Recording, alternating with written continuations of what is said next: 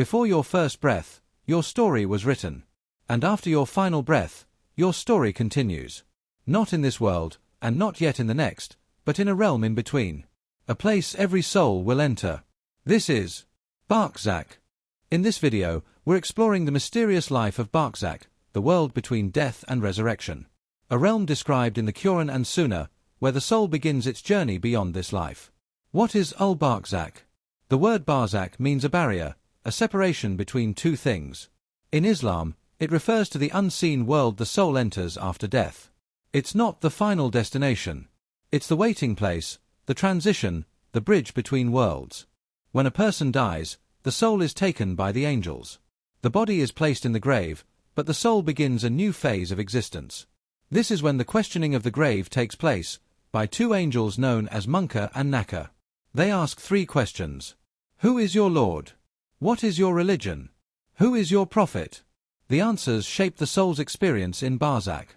Barzakh is not like life on earth. It's a spiritual existence. The soul is aware, conscious, and experiences either comfort or discomfort. For the righteous, the grave expands. A window to paradise opens. A breeze of peace enters. The soul rests. For the wrongdoers, the grave tightens. A window to punishment opens. The soul feels regret, fear, and isolation. Those who lived with sincerity and faith experience tranquility. Their souls may meet other righteous souls. They feel safe, protected, and hopeful for the day of resurrection. Some narrations describe the soul being shown its place in paradise every morning and evening. For those who rejected truth or committed great injustice, Barzakh becomes a place of warning. A preview of what awaits unless they are forgiven. It is not the final punishment, but it is real, and it is heavy.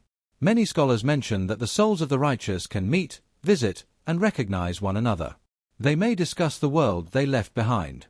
But the souls of the wicked may be isolated, unable to connect. How long does Barzakh last?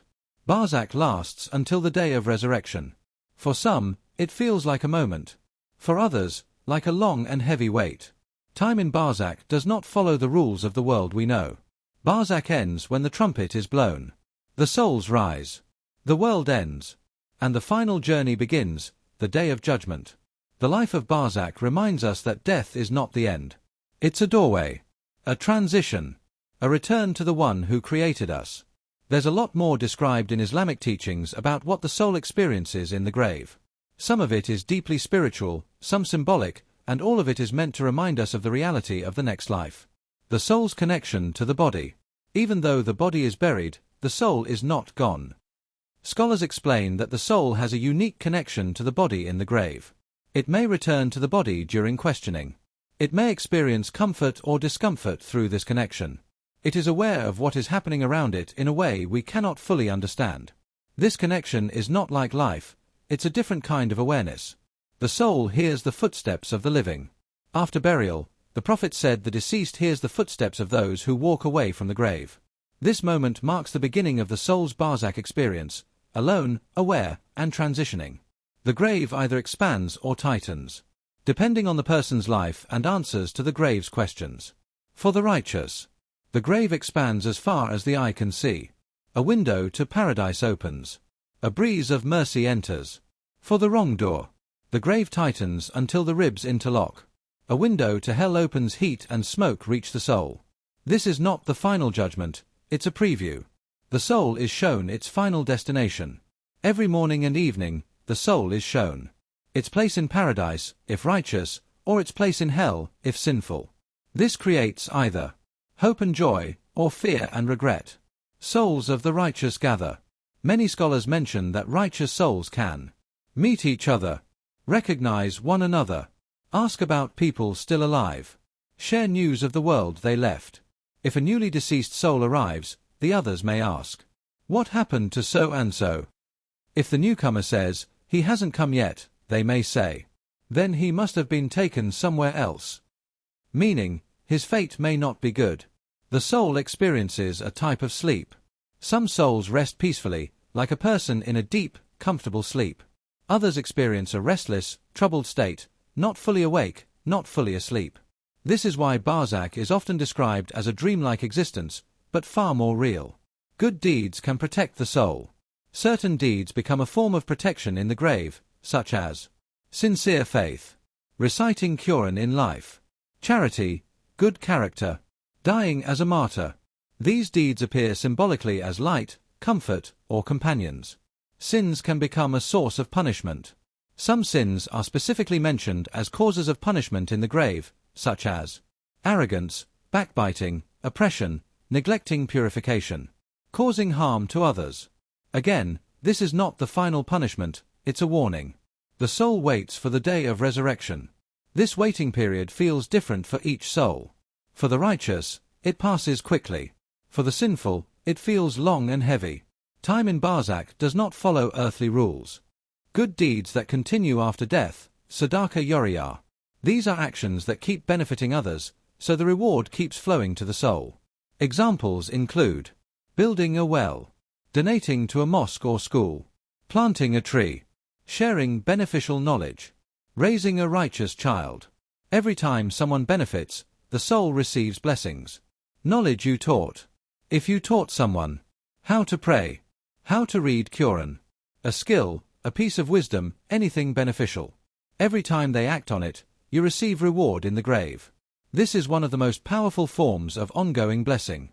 A righteous child who prays for you. The Prophet said that when a person dies, their deeds stop except for three, and one of them is a righteous child who prays for them. Every dua your child makes becomes a light in your grave. Dua from others. Anyone who makes dua for you, family, friends, strangers, sends blessings to your soul. Even a simple, "May Allah have mercy on them, may Allah forgive them," reaches the grave. A righteous child who prays for you.